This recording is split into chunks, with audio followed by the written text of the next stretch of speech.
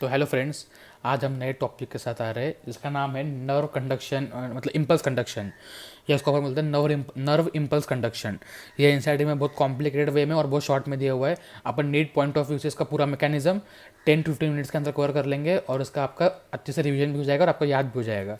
तो इसके पहले हमको समझना पड़ेगा न्यूरॉन्स क्या है। न्यूरॉन्स न्यूरल सिस्टम का पार्ट होते हैं, मतलब functional and structural unit of neural system is called as neurons. Neurons क्या होते हैं, मैंने यहाँ लिखा हुआ है, न्यूरॉन्स आर एक्साइटेबल सेल्स। क्या होते हैं न्यूरॉन्स? एक्साइटेबल सेल्स, मतलब उनमें एक्साइट होने की क्षमता होती है।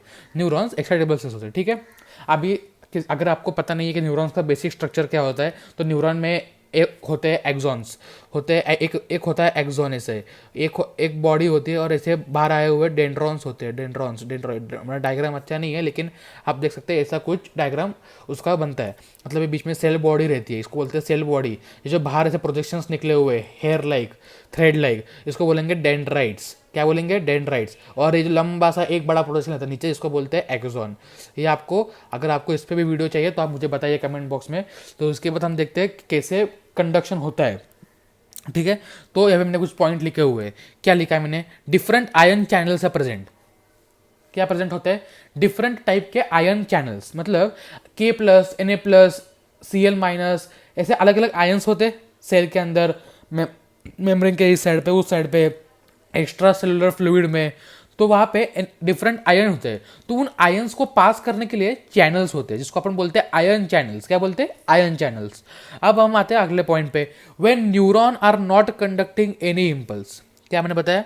जब न्यूरॉन कोई भी इम्पल्स, अभी इम्पल्स क्या है? एक एक्शन पोटेंशियल है। मतलब अगर मैं मेरे घुटने पे किसी ने हैमर से मारा, तो वो तो हो गया रिफ्लेक्स। वो रिफ्लेक्स तो हमारे स्पाइनल कॉर्ड से भी जाएगा, सम पार्ट उसका ब्रेन से भी जाएगा। वो मोनोसिनेप्टिक रिफ्लेक्स होगा, मतलब उसमें एक ही सिनेप्स होगा। और अगर हम कोई चीज सोच रहे हैं और उसको सोच के हम सोच रहे हैं कि अभी हमें उंगलियां हिलानी है, तो अगर हम उंगलियां, हमको हमारी इंडेक्स फिंगर हिलानी है, तो हम हमारा सिग्नल भेजेंगे थ्रू कौन से न्यूरॉन्स? मोटर न्यूरॉन्स भेजेंगे। मोटर न्यूरॉन्स जाएगा इंटरमस्कुलर जंक्शन, मतलब मसल जहाँ रहेंगे वहाँ पे जाके वो इम्पल्स दे देगा, मतलब कुछ ना कुछ कनेक्शन है, वो भी रैपिड हो रहा है। तो रैपिड ये जो ट्रांसफर है कि इम्पल्स का, या फिर जो अपन सोच रहे वो कैसे ट्रांसफर हो रहा है, उसको बोलेंगे नर्व इम्पल्स कंडक्शन। अब देखते, when neuron is not conducting any impulse, मतलब न्यूरॉन कोई भी इम्पल्स अगर कंडक्ट नहीं कर रहा है, मतलब रेस्ट में, अभी हम समझ कोई, अभी हम कोई अलग चीज़ के बारे में सोच रहे हैं, हमें हमारे हैंड का कोई यूज़ नहीं है, तो इस वक्त हैंड में कोई इम्पल्स नहीं जा रहा होगा। तो उस वक्त, मतलब उस वक्त सारे न्यूरॉन्स जो रहेंगे वो आराम से रहेंगे, उनमें कोई मूवमेंट नहीं होगा। तो उस वक्त impulse, an impulse its membrane is more permeable to K+। ये एनसीईआरटी की लाइन है और इसको याद रखना है। क्या याद रखना है? When neuron is not conducting an impulse, मतलब जब न्यूरॉन कोई इम्पल्स कंडक्ट कर ही नहीं रहा है, तब जो उसकी मेम्ब्रेन होती है, क्या होती है? न्यूरॉन की मेम्ब्रेन। वो न्यूरॉन की मेम्ब्रेन जो होती है वो मोर परमिएबल होती है K+ के लिए। किसके लिए? K+ के लिए। ये डेटा याद कर देना है, याद कर देना है, क्योंकि ये आएगा, पक्का आएगा एग्जाम में। When neuron is not conducting any impulse, its membrane is more permeable to K+ and relatively less permeable or nearly not permeable to Na+ and negatively charged protein। क्या बोला मैंने? जब न्यूरॉन ऐसे पड़ा हुआ है तो इसके पास K+ तो जा पाएगा मेम्ब्रेन के थ्रू, बट Na+ जो है नियरली इम्परमिएबल है और नेगेटिव चार्ज प्रोटीन्स भी नहीं जा पाएंगे। तो कौन जाएगा? सिर्फ K+ जाएगा, ठीक है। अब इसके बारे में अपन सीखते हैं बेसिक पॉइंट क्या होते हैं। अब मैंने यहाँ पे लिखा हुआ, देखो, देख सकते हैं आप यहाँ पे, आयन चैनल्स क्या होते हैं। तो भाई साहब, आयन चैनल्स होते हैं ऐसे चैनल्स जो आयंस को पास करते हैं। अब उसमें दो टाइप के होंगे। आयन चैनल जो हमेशा ओपन है, मतलब उनमें ओपन क्लोजिंग का कोई सिस्टम ही नहीं बना हुआ है, ओपन ही है वो 24 घंटे। तो अगर वो ओपन है तो उनको बोलेंगे लीकी चैनल्स या लीक चैनल्स। क्या बोलेंगे उनको? लीकी चैनल्स और लीक चैनल्स। अगर वो 24 घंटे ओपन है तो उसको बोले लीकी चैनल्स। अगर वो ओपन हो रहे स्टिमुलस देने के बाद कुछ टाइम के लिए, तो उसको बोले गेटेड चैनल्स। आपने देखा होगा, अगर आपके घर का गेट है तो आपको अगर कोई अंदर आ रहा है तो भी आप गेट खोलेंगे, और अगर गेट नहीं है तो वो 24 आवर्स ओपन हो गया, तो उसको मतलब ओपन चैनल, जहाँ से कोई भी लीक कर सकता है यहाँ कभी भी। और गेटेड मतलब अगर कोई आया है स्टिमुलस तो ही वो ओपन करेगा, ठीक है। अब मेन मुद्दे पे आते हैं कंडक्शन। ये पार्ट अगर आपने ध्यान से सुन लिया ना, आपको 100% याद हो जाएगा मैकेनिज्म भी। और एक बार आपको इसको खुद से लिख के लेना है, तो आपको ये पूरा का पूरा कंडक्शन का मेथड याद हो जाएगा। कंडक्शन क्या है, तो आप देखिए पोलराइजेशन क्या है। पहला स्टेप है पोलराइजेशन समझना। 3 स्टेप सिखाऊंगा मैं, उसमें आपको पूरा कंडक्शन हो जाएगा। क्या? Polarization, depolarization, repolarization. क्या? Polarization, depolarization, repolarization. पहले पी, फिर डी, फिर आर, पी डी आर। क्या? P D R, polarization, depolarization, repolarization. Polarization मतलब क्या? एक मेम्ब्रेन है, ये मैंने बनाया हुआ है यहाँ पे एक्सोनल मेम्ब्रेन। क्या बनाया हुआ है मैंने यहाँ पे? एक्सोनल, सॉरी, हाँ वही एक्सोन, मतलब एक्सोन के थ्रू भी कंडक्शन हो रहा है, तो एक्सोनल मेम्ब्रेन मैंने बना हुआ है। अब क्या होता है, ये जो एक्सोनल मेम्ब्रेन है, इसके अक्रॉस चार्ज का पोलराइजेशन। पोलराइजेशन मतलब क्या? बटना।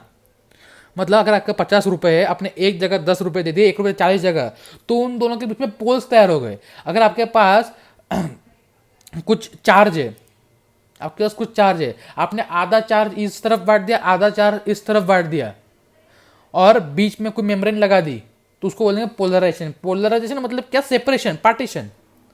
अब पोलराइजेशन क्या है एग्जैक्टली समझते हैं इसको। पोलराइजेशन, एक एक्सोनल मेम्ब्रेन तो होता है, उसके अक्रॉस पोल्स तैयार होते हैं। क्या तैयार होता है? ये मैंने ब्लू से बना हुआ एक्सोनल मेम्ब्रेन। अब क्या होता है, उसके बाहर वाले साइड पे, मतलब ये क्या है, ये आउटसाइड है। क्या है ये? आउटसाइड। आउटसाइड में plus plus plus plus plus plus plus plus plus plus जुड़ जाएगा, मतलब प्लस ज़्यादा हो जाएगा। और अगर बाहर प्लस ज़्यादा हो रहा है, तो अंदर क्या ज़्यादा होगा? Minus minus minus minus minus minus minus. तो बाहर प्लस हो गया, अंदर माइनस, मेम्ब्रेन की एक ही सतह पे बाहर प्लस अंदर माइनस, तो इसको बोलेंगे पोलराइजेशन। पोलराइजेशन के वक्त जो रेस्टिंग पोटेंशियल, इसको बोलेंगे, अभी ये जो नॉर्मल है, मतलब अगर आपका इंपल्स कंडक्ट भी नहीं हो रहा है, तो उस स्टेट में भी जो अपने मेम्ब्रेन से वो पोलराइज स्टेट में रहेंगे। पोलराइज मतलब ऐसे मेम्ब्रेन सिर्फ रहेगा, और उस वक्त कोई भी इंपल्स पास नहीं होगा, और एक दो पोल्स बन जाएंगे, एक बाहर प्लस अंदर माइनस। तो कभी भी जो अपन कोई भी पोटेंशियल लिखते हैं, कोई भी पोटेंशियल, वो विथ रिस्पेक्ट टू अपन अंदर वाला लिखते हैं। मतलब अंदर वाले के रिस्पेक्ट में कितना पोटेंशियल है उसके हिसाब से लिखते हैं। तो अंदर क्या है? माइनस है, अंदर माइनस है, तो रेस्टिंग पोटेंशियल हो जाएगा -70 मिली वोल्ट। याद रखना है, कितना डेटा याद रखना है, -70 मिली वोल्ट अंदर रहेगा। ये कैसे होता है, इसका मैकेनिज्म मैंने यहाँ छोटे में लिखा हुआ है कि कैसे ये -70 वोल्ट मेंटेन रहता है। क्या होता है ना, मेम्ब्रेन के ऊपर रहते ये पंप। क्या रहते हैं? ये पंप रहते हैं Na+K+ pump, Na+K+ pump, sodium potassium pump रहते हैं। अब क्या होता है, इस पंप क्या होते हैं, पंप्स एक्टिव ट्रांसपोर्ट में हेल्प करते हैं, और एटीपी के हेल्प से कोई भी चीज ट्रांसपोर्ट करते हैं अक्रॉस द मेम्ब्रेन। अब क्या होता है, ये जो अब दिखा हुआ है, ये पंप से छोटे छोटे, ये पंप से, यहाँ पंप से बाहर जा रहा है Na+, बाहर जा रहा है Na+, अंदर आ रहा है K+। मतलब ये पंप जो है, एक एटीपी यूज करते हैं। क्या यूज करते हैं? Adenosine triphosphate. एक एटीपी यूज करते हैं और बाहर भेज देते हैं 3 Na+। ये डेटा भी याद रखना है, बाहर भेज देते हैं 3 Na+, और अंदर भेज देते हैं 2 K+। अंदर भेजते हैं 2 K+, बाहर भेजते हैं 3 Na+। तो अब देखो, अगर बाहर 3 प्लस चले गए और अंदर 2 ही प्लस आए, तो बाहर तो 1 प्लस बचा एक्स्ट्रा, मतलब बाहर का प्लस हो जाएगा, अंदर का माइनस। तो इससे समझ में आता है कि पोलराइजेशन हुआ। तो ये मैकेनिज्म होता है कैसे पोलराइजेशन मेंटेन होता है, Na+K+ पंप की वजह से, जिसकी वजह से ये मेंटेन होता है, और 3 Na+ outside for 2 K+ inside. अब डीपोलराइजेशन क्या है? डीपोलराइजेशन मतलब क्या? अभी हमने कुछ सोचा और स्टिमुलस आ गया है न्यूरॉन के ऊपर। स्टिमुलस आते ही जो वोल्टेज गेटेड चैनल्स होते हैं, कौन से? सोडियम के। डीप, इतना याद रखना है, डीपोलराइजेशन मतलब इन्फ्लक्स ऑफ सोडियम। सोडियम पागल हो जाता है, सोडियम भर भर के अंदर आने लगता है, तो उसको बोलते हैं इन्फ्लक्स ऑफ सोडियम आयंस। इसको बोलते हैं डीपोलराइजेशन। तो हमने सीखा था वोल्टेज गेटेड चैनल जो रहते हैं वो ओपन हो जाते हैं अचानक, स्टिमुलस की वजह से खुल गए उनके साथ दरवाजे। तो जो एज थ्रेशोल्ड स्टिमुलस, थ्रेशोल्ड मतलब क्या, कम से कम इतना स्टिमुलस तो आना ही चाहिए वो चैनल्स खुलने के लिए और डीपोलराइजेशन होने के लिए। कितना स्टिमुलस है? +10 से 15 मिली वोल्ट। कितना? +10 to 15 मिली वोल्ट स्टिमुलस तो आना ही चाहिए, अगर हमको अक्रॉस द मेम्ब्रेन जो इन्फ्लक्स ऑफ Na+ करना है।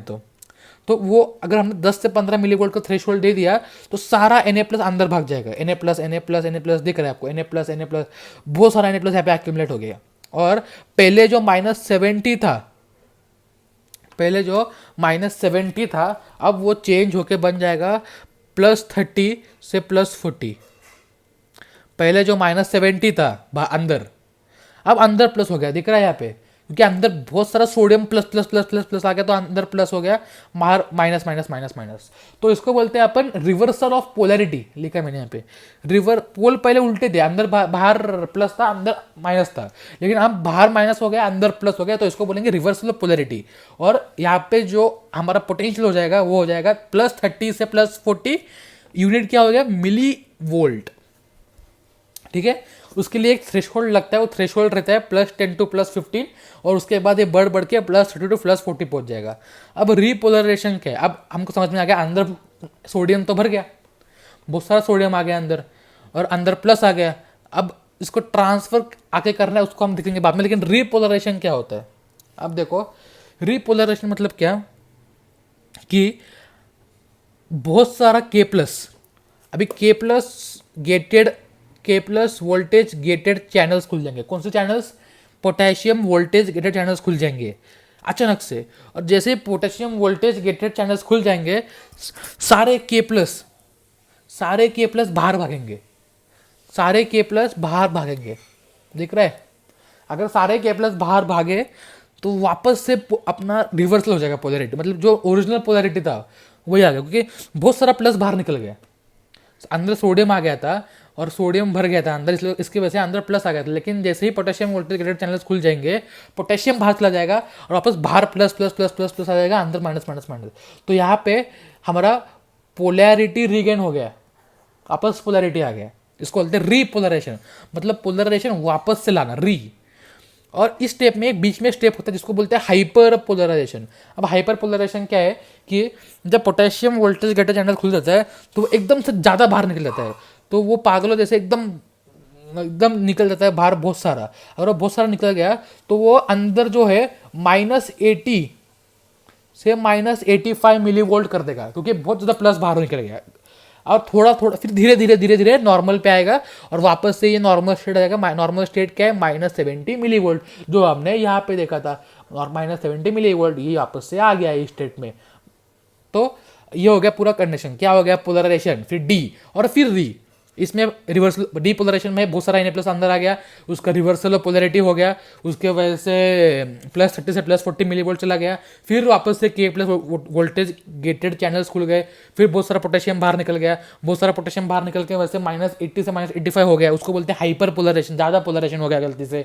फिर उसको धीरे धीरे धीरे धीरे पोलराइज अपने नॉर्मल पोलराइजेशन पे ला दिया, जो था -70 मिली वोल्ट। और ये होता है पूरा कैसे इसका मैकेनिज्म होता है सब चैनल्स का। अब इसका हम देखते हैं कि कैसे इसका ग्राफ से और कैसे ये पूरा आगे बढ़ता है कंडक्शन। तो ग्राफ देख लेते हैं। आप देख सकते हैं -70 लिखा है मैंने यहाँ पे, ये क्या लिखा है, -70 मिली वोल्ट। ये क्या था, हमारा नॉर्मल रेस्टिंग पोटेंशियल था, नॉर्मल रेस्टिंग पोटेंशियल जिसको बोलते हैं -70 मिली वोल्ट। -70 मिली वोल्ट को थ्रेशोल्ड मिला तो पहले माइनस से 0 तक जाएगा, -65 -50 -40 30 20 10 0, -10 से -10 से 0 तक पहुंच जाएगा। और जैसे ही 0 तक पहुंच गया उसके बाद फिर प्लस में बढ़ना चालू हो जाएगा, क्योंकि बहुत सारा K+ अंदर Na+ अंदर आ रहा है ना सेकेंड स्टेप में डीपोलराइजेशन में। तो जैसे ही +10 से +15 पहुंच गया उसको मिल जाएगा थ्रेशोल्ड, मतलब स्टार्ट। जैसे ही +10 मिल गया वो सीधा जंप कर जाएगा +30 +40 पे। ये स्टेट क्या थी, डीपोलराइजेशन। ये स्टेट क्या थी, डीपोलराइजेशन।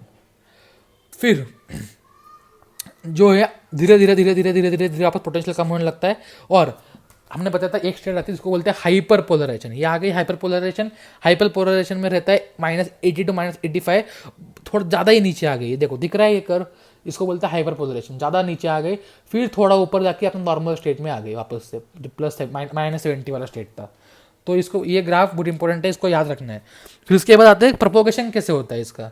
तो आप देख सकते हैं यहाँ पे प्लस प्लस था, यहाँ से माइनस। मैंने जो ये सेक्शन लिया हुआ है, ये सेक्शन दिख रहा है आपको, ये वो सेक्शन है जहाँ पे Na+ का इनफ्लक्स हो गया है। इनफ्लक्स मतलब अंदर आना, इफ्लक्स मतलब बाहर, इन मतलब अंदर, ई मतलब बाहर।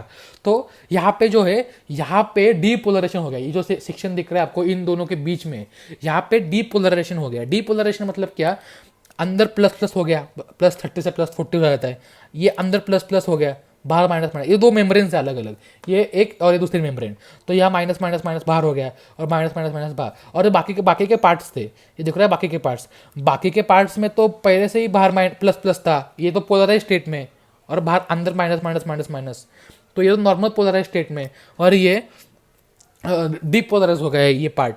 तो आपको पता है करंट कभी भी फ्लो करता है, करंट कभी फ्लो करता है पॉजिटिव से नेगेटिव की तरफ, करंट फ्लो करता है पॉजिटिव से नेगेटिव की तरफ। तो आप खुद ही सोचिए यहाँ पे, अगर डीप पोलराइजेशन जो पार्ट है, ये एनसीडी का डायग्राम है, एनसीडी का डायग्राम है, डीप पोलराइजेशन जो पार्ट है, अगर यहाँ पे अंदर प्लस है तो प्लस से माइनस तरफ करंट फ्लो करता है, तो प्लस से माइनस ऐसा जाएगा।